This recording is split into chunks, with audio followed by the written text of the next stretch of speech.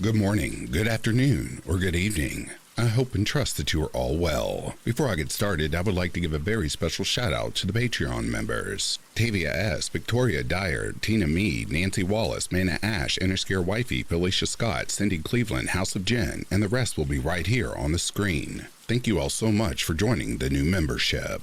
If you would like to become a member of Back to Ashes right here on YouTube, or become a Patreon member, or would like to buy me a coffee, all of that information can be found in the description below. Quick reminder, I am asking that if you have any true, scary stories of your own, such as ghost stories, creepy encounters, let's not meet, or whatever the case may be, I am taking personal stories so that I can make a video of all of your personal stories to share right here on Back to Ashes. You can email those personal stories over to phoenixfirenarrations@gmail.com. With all of that being said, it is time to go back to ashes. For when we arise from the ashes, we are a bigger, brighter, stronger, and happier person in the morning. Sit back, relax, kick back, grab a snack, or tuck in and get warm, and prepare for this dose of vocal melatonin entitled True Let's Not Meet Stories. An ad will play right after this introduction. I'll read the first story, another ad will play, and after that there will be no more ads within this video.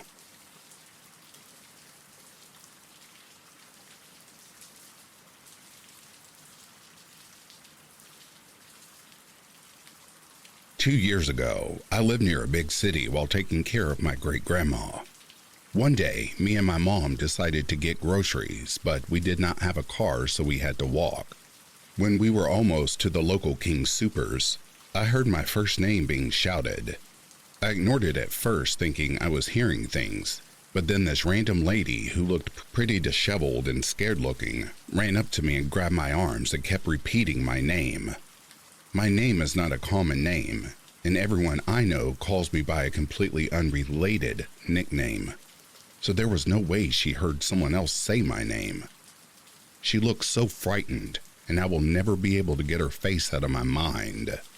She was holding on to my arms with this really tight grip, and I remember being surprised because she was very skinny and frail looking. Her grip left bruises on my arms for a while. My mom ended up grabbing my arm and dragging me away. She was freaked out too, but didn't say anything. She just kept praying. When I got home, she prayed a lot and blessed me. I was not scared of her, just more confused. How did she know my name? Why did she look so scared? Either way, creepy old lady, let's not meet.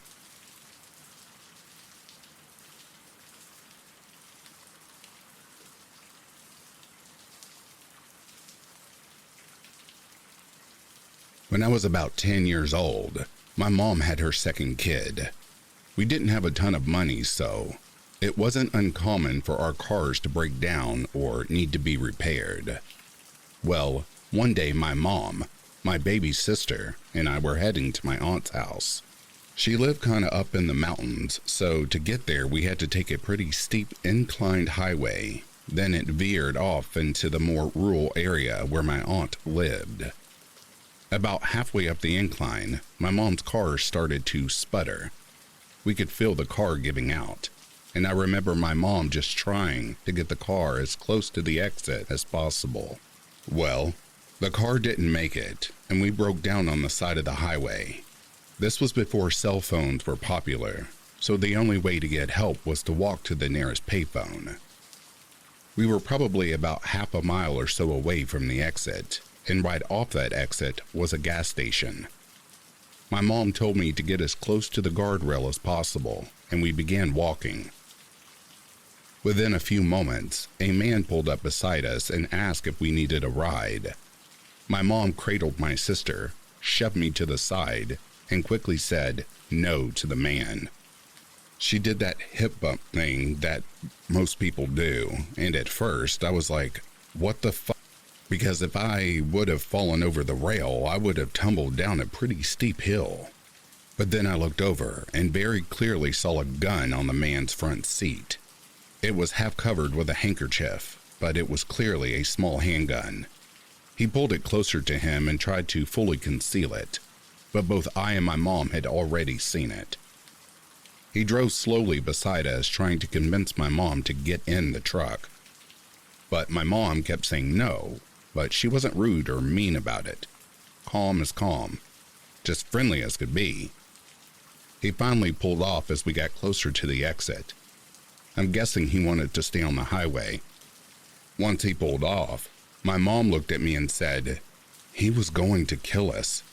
She was still eerily calm as To the man in the truck trying to potentially kidnap us, "I hope we never see you again."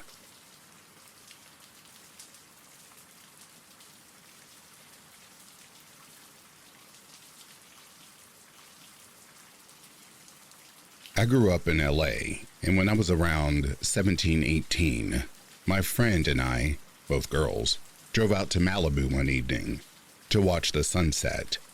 We parked at the edge of the highway next to the beach and sat in my car. When we'd been sitting for just a little while, a guy on a skateboard came up to my side of the car. He was probably in his late 30s or his 40s with longish light brown hair and looked like a typical adult skater guy, of which there are many in LA. He said he lived nearby and his wife was home with their baby, and they were out of formula, so he needed to go to the store to get more, and asked if we would drive him. The closest shopping area was a few miles from us, downhill. He said he would have no problem skating down there on his board, but it would be hard to skate back up. While the guy really didn't seem suspicious or give me any kind of creepy vibe, "I need baby formula" immediately sounded to me like a very stereotypical excuse a kidnapper or something would use, and the type of thing my parents would tell me to never listen to. So I said, "Sorry, no, we can't drive you." He pushed a little, trying to convince me, but when I politely said no a second time, he just said okay and skated away. It was only after he left that I started to feel more and more like the encounter was super weird. For one thing, we were in a very expensive neighborhood of fancy beach mansions, so it seems odd that somebody living nearby wouldn't have a car. But most importantly, there were other cars parked near us on the highway, and surfers and families were getting into them after leaving the beach. Why did he just skate off, rather than asking any of the adults nearby for a ride? Why did he only ask us? It just seems like an adult man should know to approach another adult for a ride, not teen girls, when there were plenty of cars and other people around. He did seem like a totally nice and normal guy, but the fact that he approached us, and only us, didn't sit right with me. And to this day, years later, I continue to wonder what his deal was and what would have happened if we'd given him a ride. To the creepy skater guy, I hope I never meet you again.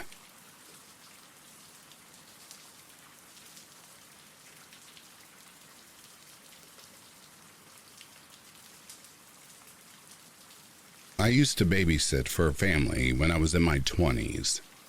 One night, the mother had a function to attend, and she would not be back until 2 a.m.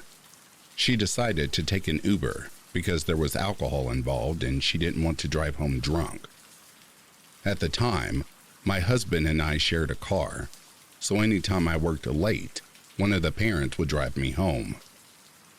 Well, this particular night, the father was out of town for work, and since the mom was in no shape to drive, she asked the Uber driver to take me home. I technically lived on the same road, but due to a dam between our houses, you had to take a few detours to get back on the street. I hope that makes sense. I get in the Uber, and since I had no access to the app since it wasn't technically my Uber, I just verbally told him my address. I didn't love the idea of driving with a man that I didn't know at 2 a.m., so I was texting my husband, giving him the play-by-play. At first, everything was fine, but when I told the driver to turn right, he completely ignored me. I spoke louder to him, telling him my house was back that way, but he said, "No, we're going this way." I thought maybe he was going to go the long way to get more money, which would mean that we would turn right at the next red light. He kept going. At this point, I was freaking the out. There was no other way to get to my house. Going straight took us to the highway, and once on the highway, he could have taken me anywhere. I began yelling and immediately called my husband. I told the driver to turn around now, and if he didn't, my husband was tracking my phone and would have a lovely surprise for him. He kept driving, and the highway was quickly approaching, so I said that I was calling 911. He quickly apologized and did a quick U-turn and took me home. I didn't allow him to drop me off right in front of my door. Instead, I got out a little further down and waited until he pulled away. Then I ran like hell to my door. I honestly don't know what he was thinking or where he was taking me. I truly think he believed that I was as wasted as my boss and was taking me somewhere. To that creepy ass Uber driver, I hope you lose your job and I never see you again.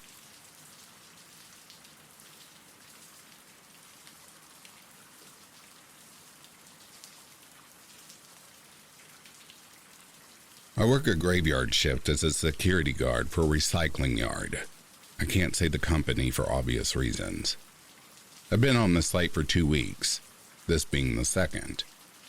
Basically, every hour I make rounds across a giant recycling yard covered in various precious metals that are broken down and sold.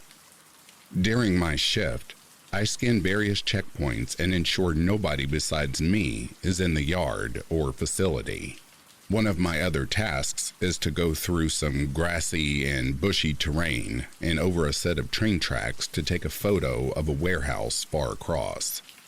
This is to ensure it is safe and clear. I have to use a flashlight with 2K lumens so I can see on my way through pretty much the entire yard. Well, just an hour and a half go by on my round. I went through the grass and over the train tracks. I took the picture of the warehouse and submitted it. All of a sudden, I get this intense feeling that I'm being watched. The hairs on my neck stand up and I freeze. My flashlight is still on and pointing at the warehouse. I slowly turn around and point my flashlight behind me. I kid you not. About 10 yards away, I see a skinny, old, wrinkled white man with a large white beard sitting on a chair. He was looking directly at me. He had dirty jean overalls and what I think was a Western-style cowboy fedora on. He was bare skin under the overalls, by the way. Now, I'm 6 foot tall, 220 pounds of a man, but I screamed, "Fuck!" at a pitch that was embarrassing. I accidentally dropped my flashlight out of shock. Mind you, there are thin, tiny metal shards literally everywhere on the ground. I can't see a damn thing right now as the flashlight is facing away from my sight. All I hear is a quick pace, shuffling and clanging of metal from footsteps quickly running towards me. Once the metal crunching footsteps are within maybe 5 feet of me, I hear them quickly veer to the left and past me. Within 3 to 4 seconds, the metal clanging is gone, followed by the faraway sound of rustling bushes. I then grabbed my flashlight from the ground and pointed it to the sound. The old man was gone, past the bushes to who knows where. I was shaking from adrenaline and fear. I managed to catch my breath and called several emergency contacts. When they arrived, the old man was long gone. I believe maybe he was just there to watch the active trains move across. I say this because the metal chair was facing the tracks. It's still sitting there. I took a photo of it. More as a memento, if anything. This group doesn't allow photos, otherwise I would have shared. I am now in the office, still terrified and alone. I have to finish my shift tonight. And tomorrow do another 11-hour graveyard. I won't quit as I need the money. I just wanted to get this off my chest. To the creepy old man, I hope I never see your face again, man.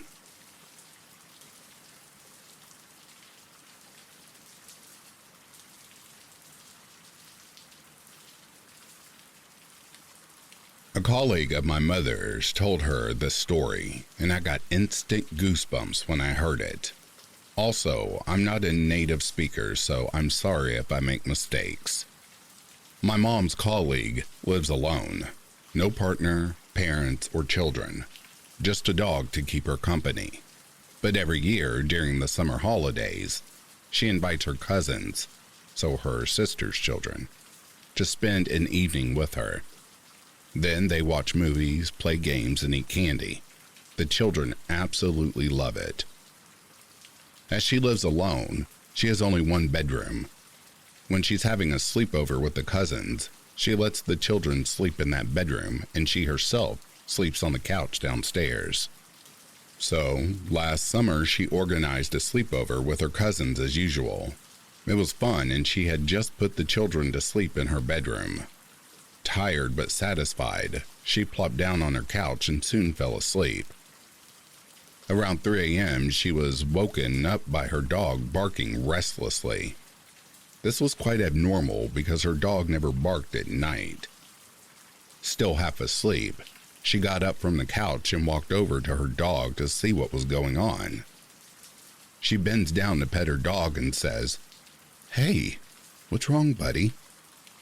As she says this, she hears someone behind her in the darkness respond, "I don't know either." She started screaming and immediately ran upstairs to lock herself and the children in the bedroom and called the police. In the end, it turned out to just be a drunk man who had entered the wrong home. But man, I would shit myself if this happened to me. To the creepy old drunk man, please, I hope my colleague never sees you again.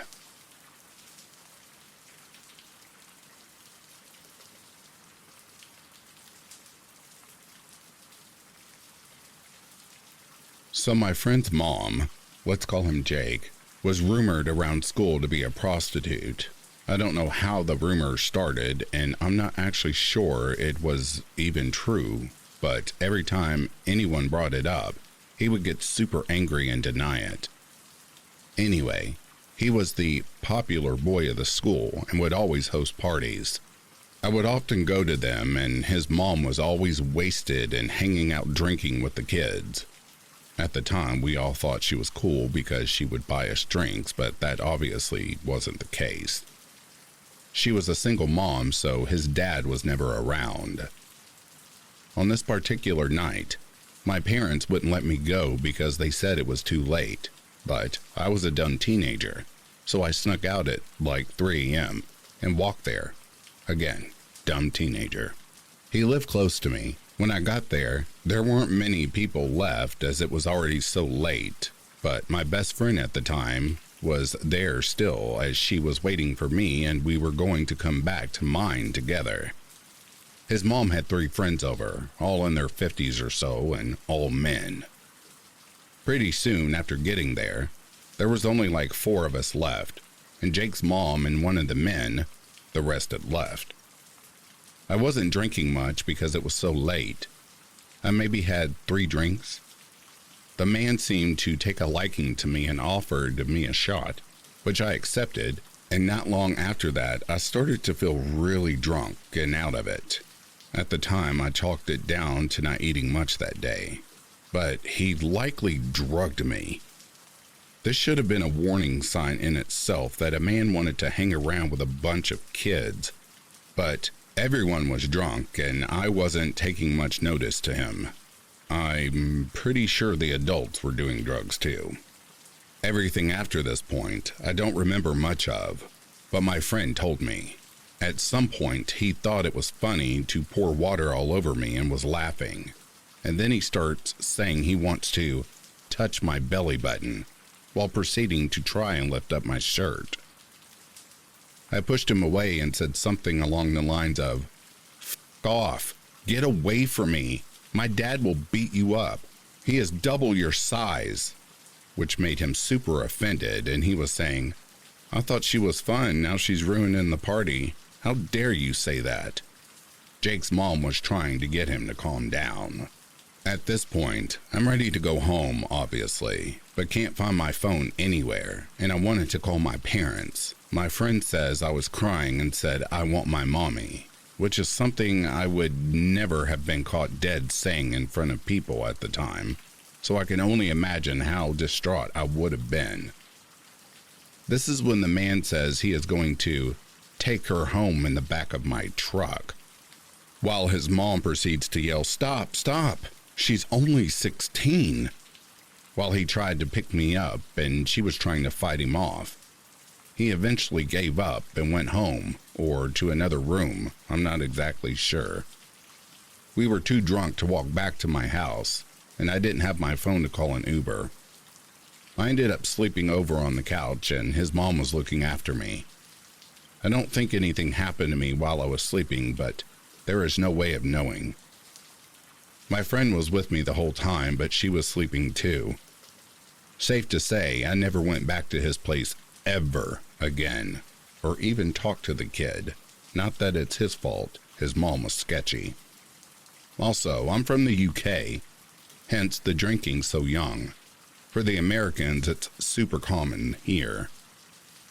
I did tell my parents, yes, and my dad wanted to go over to Jake's, probably to yell at his mom, and he wanted to get the man's info. I begged him not to because I was embarrassed for him to do that at that time. But looking back, I should have let him. My parents weren't angry at me for sneaking out, just super concerned, obviously, and banned me from going back there. Not that that would have been a problem. So to that crazy old drunk fool, let's not ever meet again.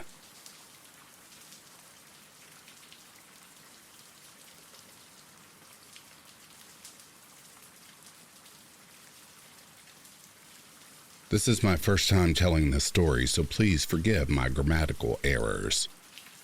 1 year ago, I was on an app, a local app where you could talk to people who were within your area.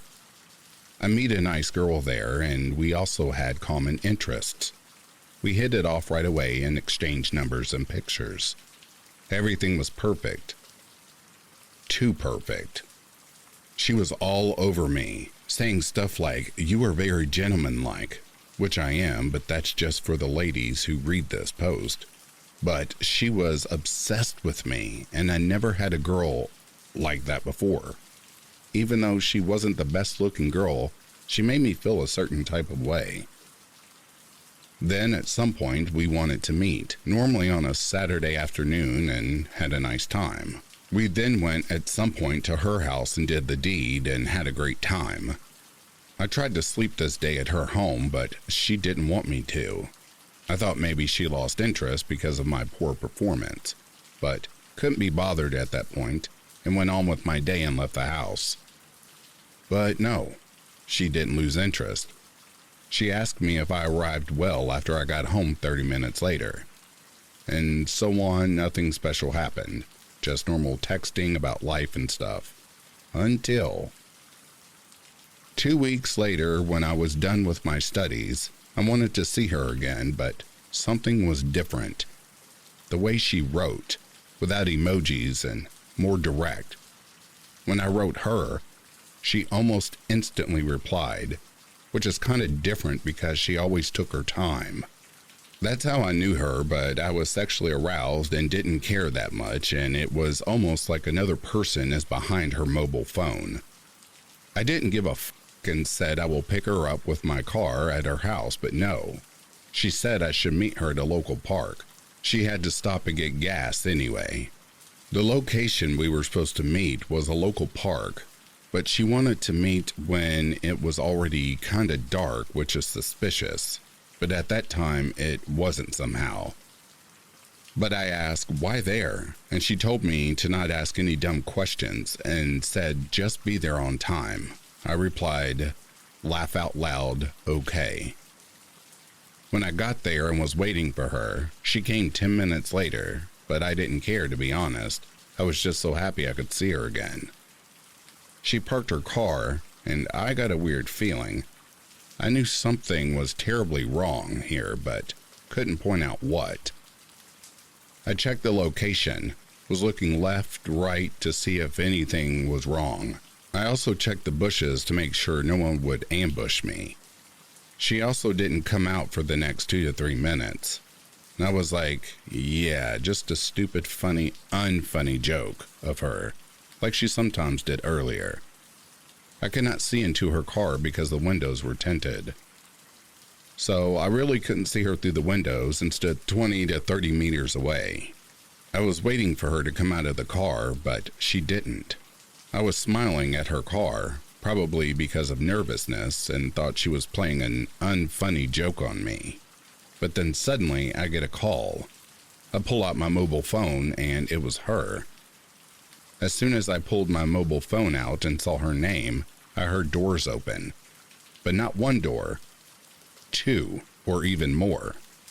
The way the car was parked was horizontal, so couldn't see if there were more passengers who opened the door. One thing I knew was my body was instantly in flight or fight mode, and I knew something was extremely wrong here.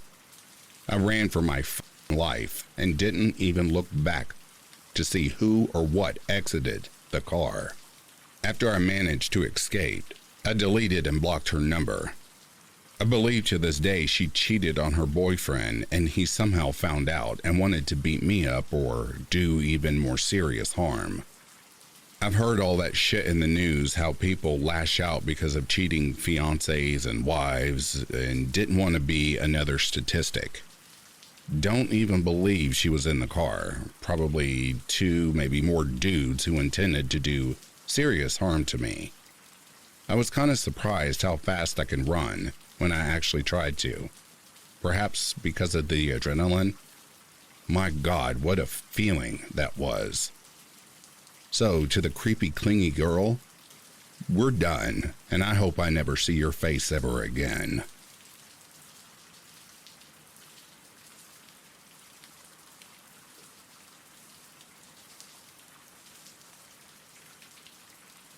To give you some context, in 2001, I got my first job as an order picker in a food processing company. Being a very unsocial person, I managed to negotiate with my boss to work with the small night shift, 10 p.m. to 6 a.m. It's quite ridiculous because there's nothing good about being an order picker when you compare it with other jobs. But for me, it was heaven.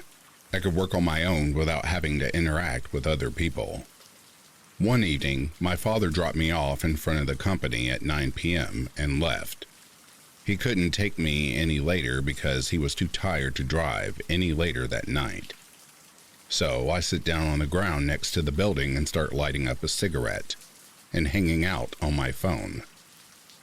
A few minutes later, a man emerges from the darkness, well-dressed and very groomed, and carrying a rucksack. He walks over to sit on the ground next to me. At the time, he looked like an ordinary employee, so I thought he must have forgotten a file and came back to get it. But the strange thing was that the building was still open, so the man could have gone straight in to get his papers. When I remembered, I was really scared and wondered what this man wanted and why he was sitting so close to me. Being paranoid by nature, I imagined all sorts of creepy things he could do to attack me, but fortunately, he didn't do anything. He just sat there and didn't move an inch, as if he'd become a statue. After several minutes of silence, during which I stressed, and he did literally nothing, it was 9:50 p.m., so I entered the building and the man did the same. I was even more worried, but then I remembered that the building had security cameras, and that reassured me. After all, why would he attack me in the building, which is secured by cameras, when, outside, there were none? I made my way to the changing rooms to change into my prep outfit and saw that he'd taken a different one that led to the offices. This reassured me a little, as it confirmed my theory that he was just an employee. Throughout my evening at work, I thought about this man and could not stop wondering why he had waited on the ground with me. One of the most likely scenarios I thought of was that he probably thought the door was closed and that I was waiting to be let in, and that by instinct he just sat down and waited with me without saying anything. For most of my shift, I was alone in my area and continued to work. Except that at one point, I heard a man coughing and turning around. I saw him. The man stood there, straight as an eye, staring at me. When I noticed he was staring at me, I jumped up and asked, "Can I help you?" But the man said nothing and continued to stare at me blankly. After about 2 minutes, which seemed like hours, he walked towards me. My instincts were screaming at me to run away from this man, but I couldn't. I was stunned. And when he was less than 2 meters away, he put his hand in his pocket.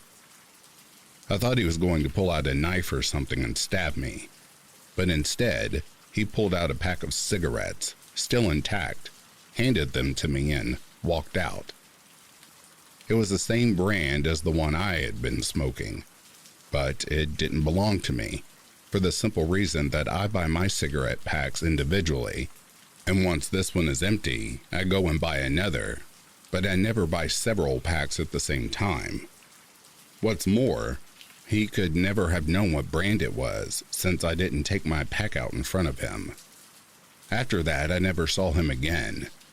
I moved to another area that evening to talk to other colleagues, but they were dubious about my story. I also tried to tell my superiors, but they didn't believe me either, because you need an access card to enter the building and, according to them, if this stranger was able to get in, he probably had one. The problem was that I was the one who opened the door, and the man simply walked through before it closed. Nevertheless, I continued to work there until the end of my contract, but I still don't know who this man is or what he wanted from me. Why did he sit so still next to me that night? Why did he follow me into an employee area? Why did he watch me for so long without saying a word? And why did he give me that unopened pack of cigarettes? To that mysterious man, let's not meet.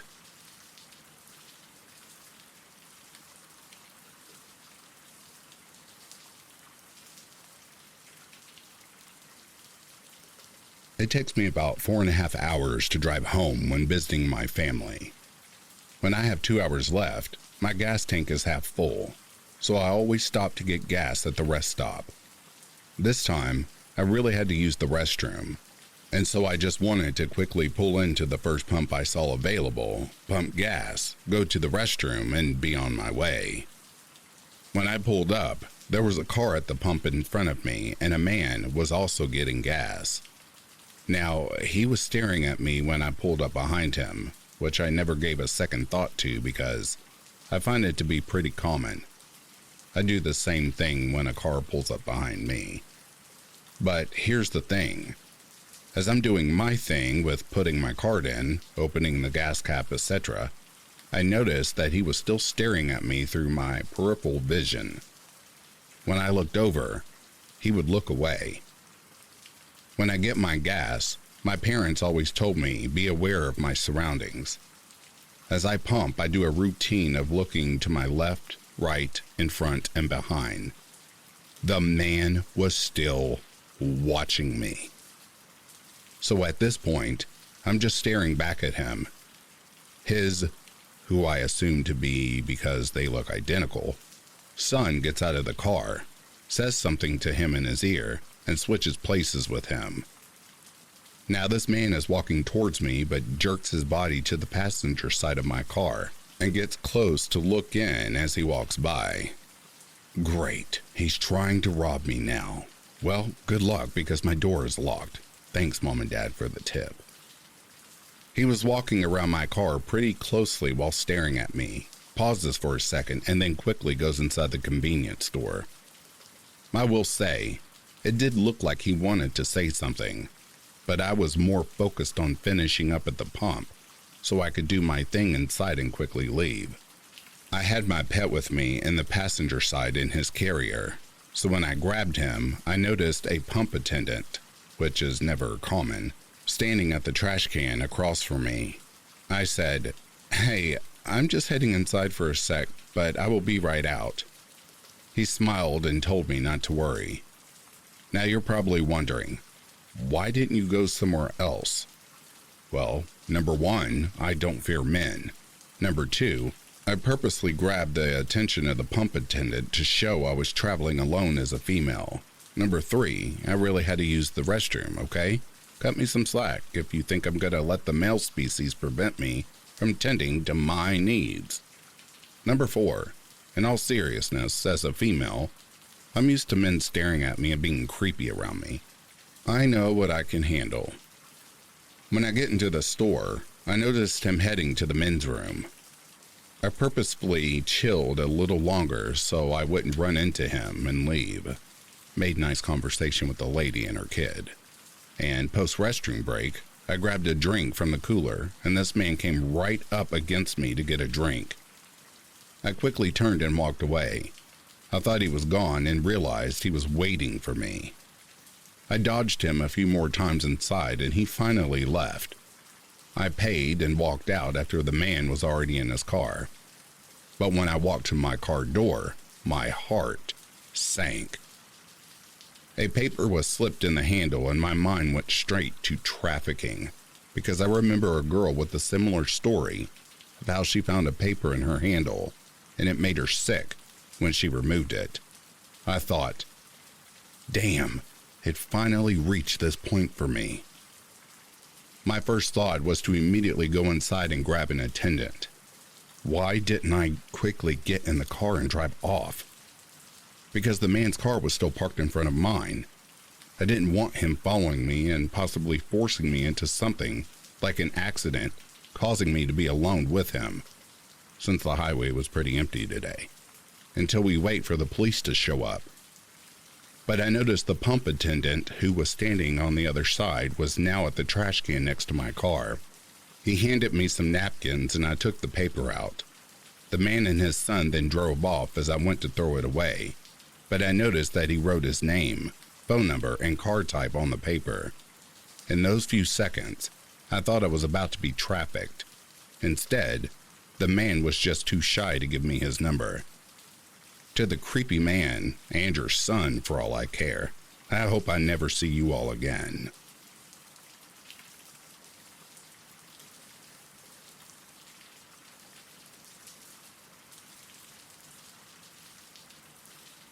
Here's some background info. This occurred in 2017 in New South Wales, Australia. When I was younger, I had a sleepover with 7 of my friends, 2 of which arrived later on in the night. It was around 9:30ish at night when we were all surrounding the campfire my friend's stepdad had built the day earlier for the party. My friend and I both got up to walk to his small tin shed in the backyard that was full of mattresses and used primarily for storage. And as we were walking towards said shed, I stopped mid-walk because I thought I saw someone standing right in between the 2 fences opposite his house. One fence, 5-meter gap, another fence. I got really scared about this and went straight back to the campfire without telling an adult for some strange reason. When I woke up the next day, we all went out to check if the coals were still hot, because his dogs like to jump in the fire pit. When everyone went to check the coals, I went towards the fence where I thought I saw this person, and to my surprise, actually found 2 size 12 shoe impressions in the ground, which flattened the extremely long grass. 2 months later, my friend group was wandering the streets in my small rural suburb at night. On the main road that went through the estate, there was a really sketchy park with an old block of toilets and a set of swings. When someone suggested we walk over to the park to hang out on the way to someone's house, I pointed out that there was what appeared to be a dude with a kid on the swings. But as we switched the side of the road we were walking on, realized there was only one person, a guy dressed in black pushing an empty swing. I also spotted that the guy's head and right hand was twitching constantly and very aggressively. And after some convincing, we all got pretty freaked out by it and decided to run to my friend's house. 5 months after that, I woke up in my room to go to the toilet in the ensuite, which also had a bathroom, large sink, and shower. As I sat down on the toilet, I could hear something tapping on the toilet window. Sounded like a tree branch, I think. And for some strange reason, turned the light off. I hid behind the beam in the ensuite and slowly peeked out the window, to which I could see someone directly standing in between the corridor outside and the fernery. Coming out of the toilet, instead of walking down the hallway and telling my parents, I turned right to the laundry door, which led to the washing machine, dryer, and another door opposite that. In a spat of courage, I flung the door wide open and screamed, "Boo!" really loudly. But, to my surprise, couldn't see anyone. I actually couldn't see anyone. And as I said boo, I realized that I could feel my breath almost coming back, like there was a wall in front of me. Looking up, I realized that there was a person standing right in front of the flash screen, blocking out my view, which was limited to above the person's shoulders and under his hands. I assume it was a guy because their body shape is eerily similar to mine, with broad shoulders and roughly 6'7" to 6'8" tall, which I am 6'8" and have to suck in most door frames. The next morning, I went out with my mom to the garage, which was connected to the fernery, to find the sand on the ground with these hiking boot-like impressions leaning toward the two gates, which were flung wide open, and one even off the hinges. I passed all of these off with simple explanations as a kid. The guy in the fence was a neighbor who was curious about the party. The person at the park was just a weirdo who was trying to scare kids during the killer clown phase. And the last one, I honestly have no idea. As do none of my friends or family members I have told this to. But what is very creepy to me is that all of these three individuals I saw all had the exact same body shape and posture, kind of slumped over because of their height and in a sitting position, leading me to believe that these were all the same person, and later confirmed with my friends that they all saw one dude by himself on multiple occasions, acting really weird around dusk on school days near bus stops. So, to this creepy dude, please leave us alone. I hope we never have to see you again.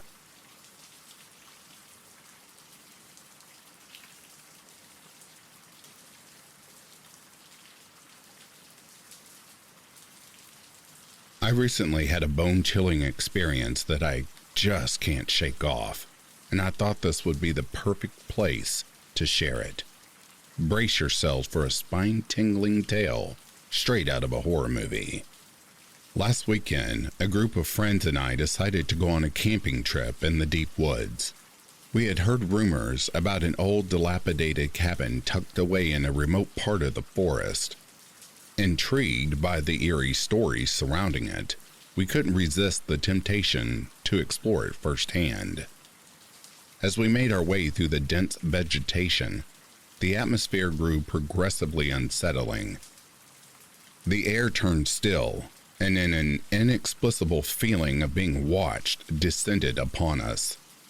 Eventually, we stumbled upon the cabin, and it was as creepy as described.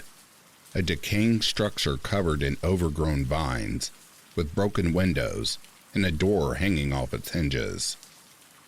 Nervously, we pushed open the creaking door, revealing a dark, musty interior. The flickering beams of our flashlights barely illuminated the room, casting eerie shadows on the peeling wallpaper. We cautiously stepped inside, our hearts pounding. That's when we heard it. A faint whisper, almost indistinguishable. The hair on the back of our neck stood on end as the whispering grew louder, seemingly coming from all directions. It was as if the cabin itself was alive with malevolent secrets. Terrified, we decided to leave, but our path was suddenly obstructed by a figure blocking the door. It was a man, his features obscured by the shadows, and he appeared disheveled and sinister. His eyes gleamed with an unsettling intensity, and we froze in fear. The man's lips curled into a twisted smile as he spoke in a low, gravelly voice. He muttered something about the cabin being his sanctuary and warned us never to return. We stumbled over each other, desperate to escape, and eventually managed to break free, sprinting back through the woods in sheer terror. To this day, I can't shake off the feeling that there was something truly malevolent about that encounter. What was that cabin hiding? Who was that mysterious man? I have so many unanswered questions that continue to haunt me. Regardless of the case, I know one thing's for sure. To that creepy old man in that cabin, I hope I don't ever encounter you again.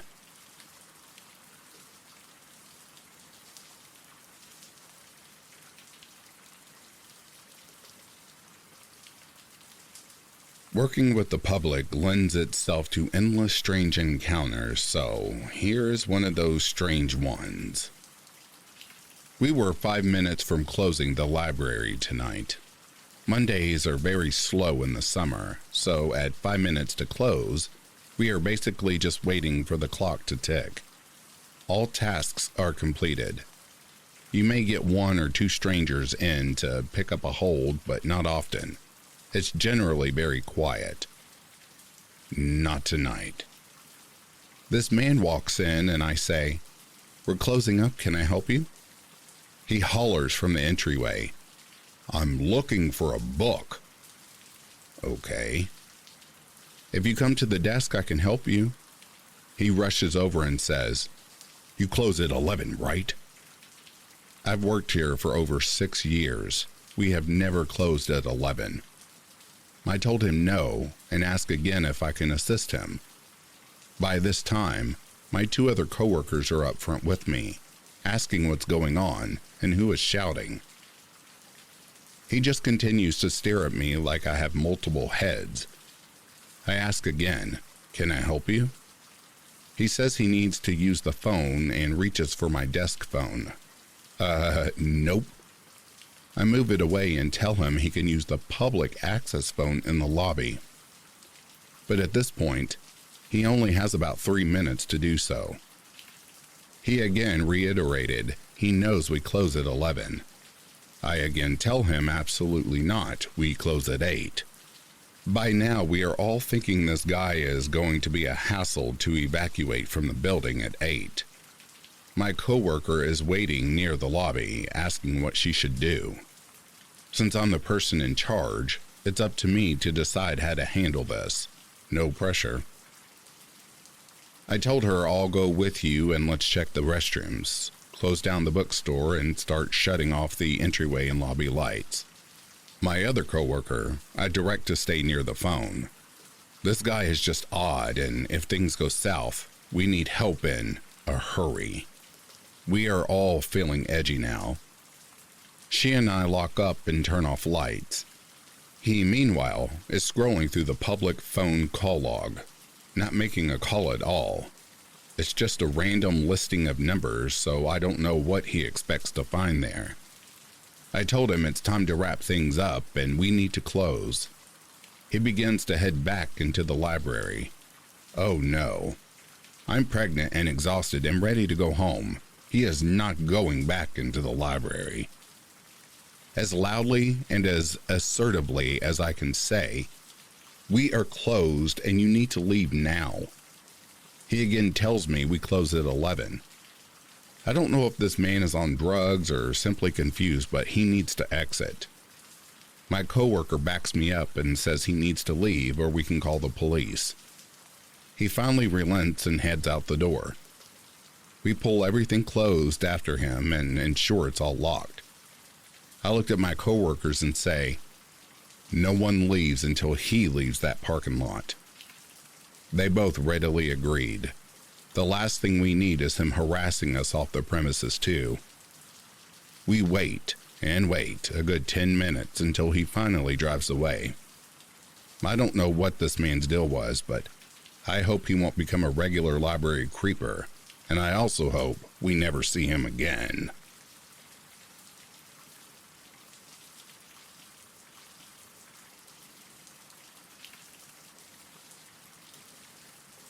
This story happened 5 or 6 years ago.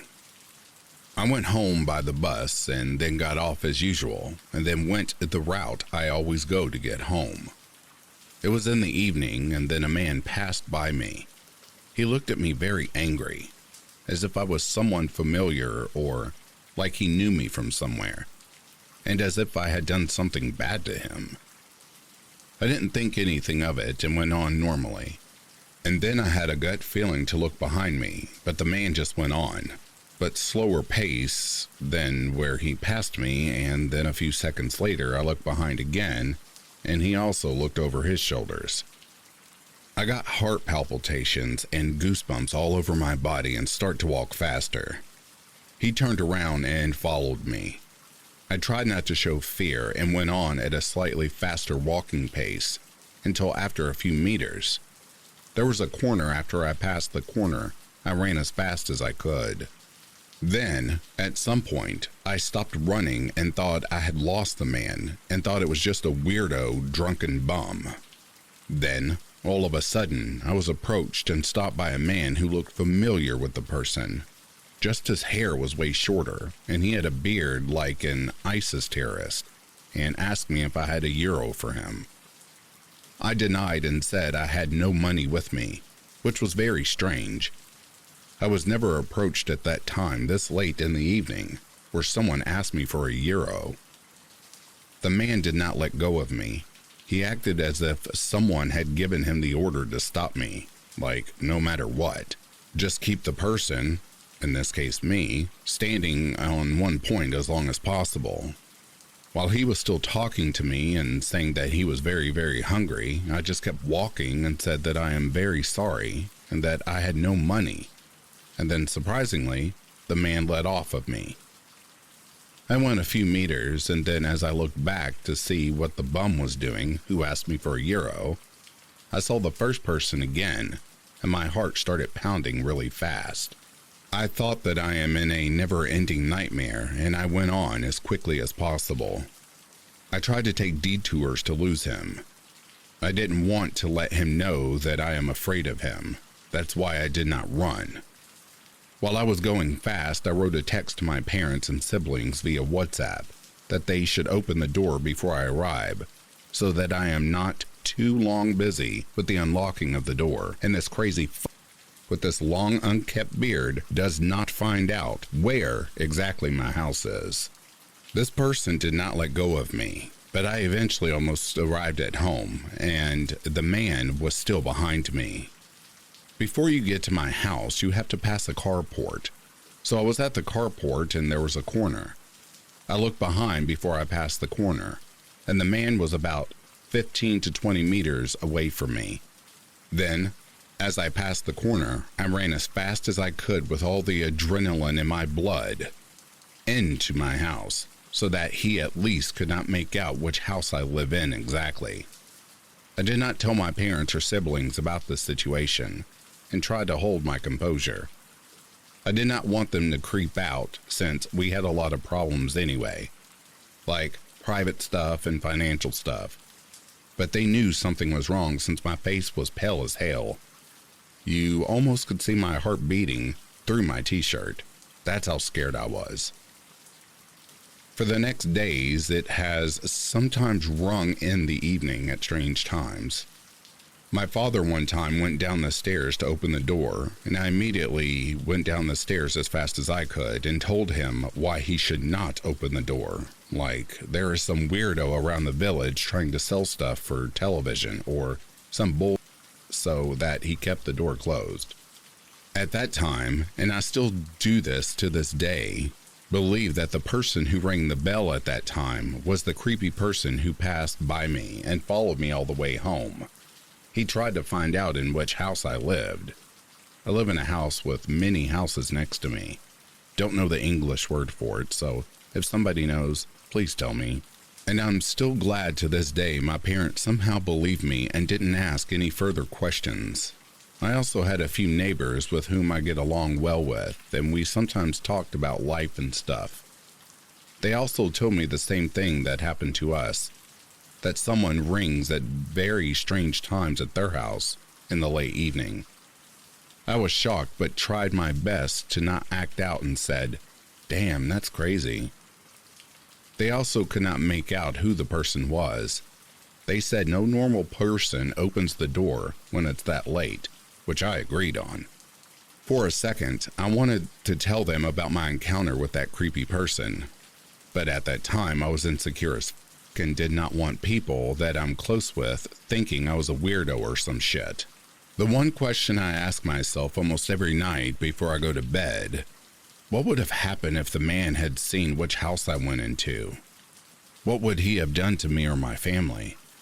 I had goosebumps while writing this.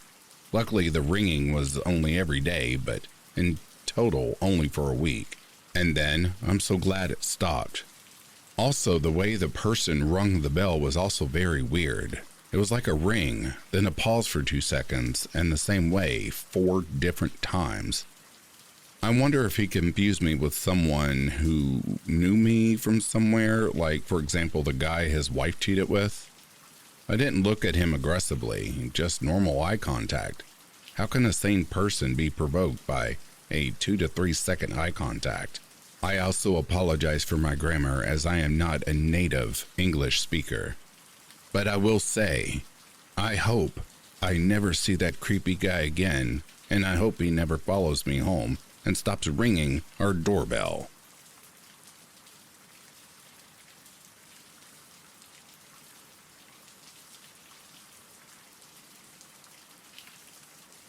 Last week, I received a call from an unknown user. My first thought was that someone wants to sell me something or, anything like that. Normally, I wouldn't answer, but I was bored and thought I might prank the other person. A male voice that didn't sound familiar to me said, "You prove that you are a real fighter. You don't let life defeat you. I will call you again in a week, and then it will start." I thought nothing about it, and I assumed it was a harmless joke. Until yesterday. The time a week passed by. I was on my way to a job interview and was waiting at a bus stop for the bus, which was already in sight. Bus stood in front of a red traffic light. My phone started to ring, and again it's from an unknown user. This time I didn't want to answer, but all of a sudden, this guy who was sitting in the bus stop house said, "Didn't he mention that he would call you again?" At first, I thought he was on the phone because he had AirPods inside his ears, but then he looked straight in my direction and asked, "Don't you want to answer that?" I asked him what he means, but he didn't answer. Then, my bus stood in front of us, and because I was in a hurry, I just got on and left. I finished my job interview and went home and haven't left my apartment since. Sometimes I look out of the windows to see if anything or anyone seems strange to me. But so far, I haven't noticed anything until now. No further calls came in. I'm a bit scared now and I don't know what I should do about it. I just really hope I never run into that creepy guy at the bus stop or the other person on the other end of that phone call ever again.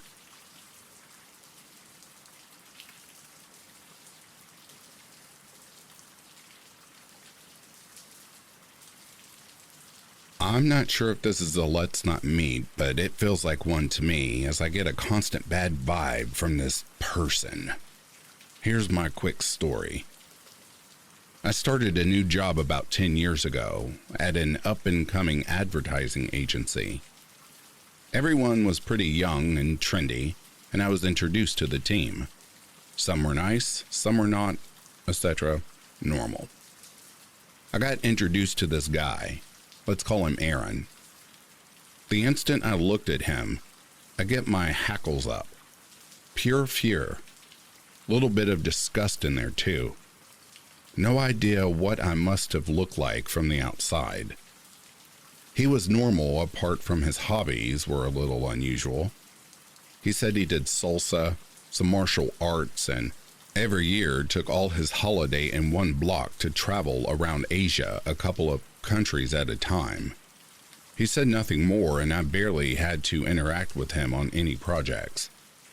But if I had to get the lift with him, or if I was in early, I just felt this dread.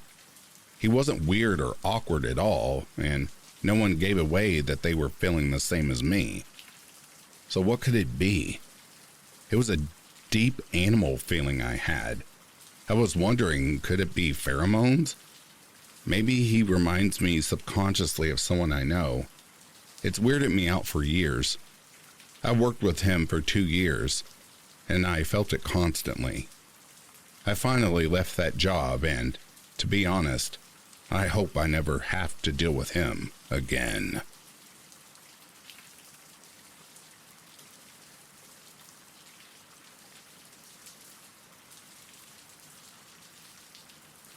All right, dear listeners, that is the end of these true Let's Not Meet stories. If you are sleeping, I hope Slumberland is treating you kindly. If you're awake, I hope you've enjoyed this collection. Until next time, I'll read to you all soon. Have yourselves a good morning, a good afternoon, or a good night.